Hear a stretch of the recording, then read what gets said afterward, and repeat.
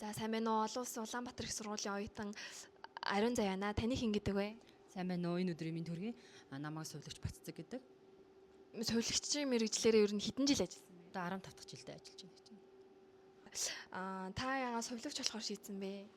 Ер нь эрүүл мэндийн байгууллагт ажиллана гэдэг өөрөө их гоё мэргэжил.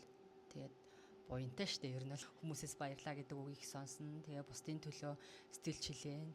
Тэгээд ер нь бол их чинь өөрөө сувлагч эмнэлгийн мэргэжлийн хүн л болъё гэж боддог байсан. Таны ажлын нэг өдөр ер нь хэр өнгөрдөг вэ?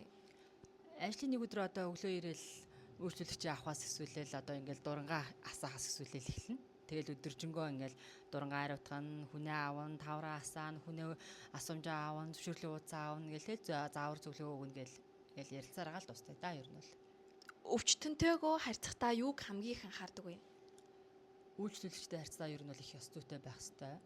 За тэгээд яг хэрэгтэй асуултаа, чухал асуултаа асуух ёстой. Юу бэлтгэсэн байх ёстой. Илээ жишээлбэл чинь ходоодны дурангийн сувлагч гэдэг тий. Улаан холоо ходоод нарийн гизгээд за бүдүүнгэц хоол босрох замын ер нь сувлагч гэдэг гэсэн үг. Тэгэхээр одоо тэр хүндээ би юуг асууж иж тэр хүнийгээ бэлдэж ирсэн үг нь хамгийн түрүү тодруулах ёстой.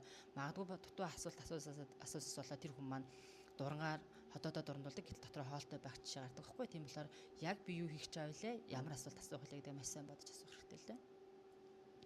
Хамгийн сэтгэл хөдлөм эсвэл мартагдчихгүй тохиолдол тань юу байсан бэ?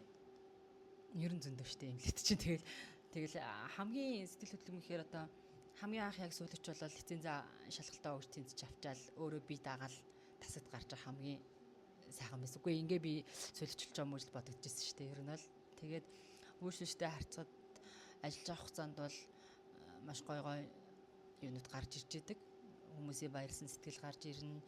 Тэгэл дараад нөгөө хүмүүс маань ингээ явж хаад намайг одоо хавдарт ажиллаж байхад хиймтэр эмчилгээн дээр ингээ ороод айгүй ингээд хими хорлоо гэж айгүй хэм байдаг. Та хэд одоо ерөөдөө яваана мэдгүй ахaltaа хичээл ороод та нарт хичээлээр орох бах. Хими хорлоо өгсөн тохиолдол гэдэг маш их бөөлжин үс унан тий арьс уурашин гэх юунууд гардаг. Тэгэхэд би тэр хүний амар өвдсөн байгаа. Тэгээ химийн тарай хийлгээд химийн юун дуусаад би баг 3 жилийн дараа илүү 4 жилийн дараа гудамжинд явжгаад би тэр хүнийг таниагүй. Чинь тэр хүн намайг таниад хүүшээ та нөгөө сувлагч гэдэг ингээд та амар их байрлал сүрхэд айгүй гой санагдчихсэн. Тэгээ гудамжинд намайг хүн таниад тэр чад айгүй гой санагдчихсэн. Тэгээ нөгөө хүн маань эрүүл саруулалцсан айгүй гой өнгөцтэй болцсон. Нөгөө ус нь унцсан байсан хүн маань тий айгүй гой болоод ус мөс нь ургацсан маш гой эрүүл болцсон явж харах үнээр гой эсдэг. Чид зайлшгүй байх ёстой ур чадвар юу вэ? Ер нь бол сувлагч хүн маш их харьцаа хандлагын зөв өндөр түвшинд байх ёстой. Ёс зүйтэй байх ёстой. Ягаад тэгэхээр бид үйлчлүүлэгч буюу түүний арга гэртээ харьцаж байгаа болохоор. Тэгэхээр багаар ажиллах чадвар маш зайтай. Хүний хүндлэх, хайрлах сэтгэл маш өндөр байх ёстой гэж бодож байна. Эмч болон бусад эмнэлгийн ажилтнуудтай хамтран ажиллахад юу чухал вэ? Ерөөсөө л багаар ажиллах чадвар. Би бинийг ойлгож хин юу хийх вэ гэдэг. Одоо бид нар жишээлбэл эмчтэй харьцаад бид нар чинь эмчийн яг туслах биш үндсэн мэргэжлэр ажиллаж байгаа шүү дээ. Ер нь бол сувлагч хүн юу хийх ёстой? Яг тэрийг өөрөө чигээ мэддэг байх ёстой.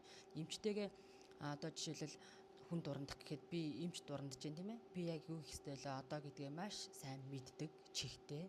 Тийм ээжэж багаар ажиллах, өөр өөрснийхээ чиг хандлагыг тодорхойлсон байх ёстой гэж боддог. Шинэ сувлагчид та ямар зөвлөгөө өгөх вэ?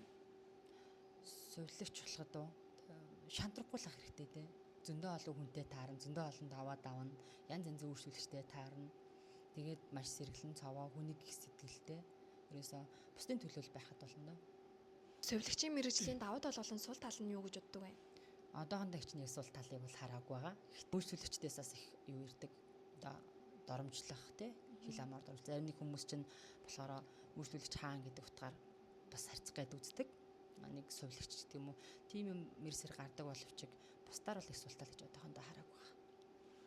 Би тэдэд ингээд цаг зав гаргаад ярилцлаа өгсөн танд маш их баярлалаа. Баярлалаа.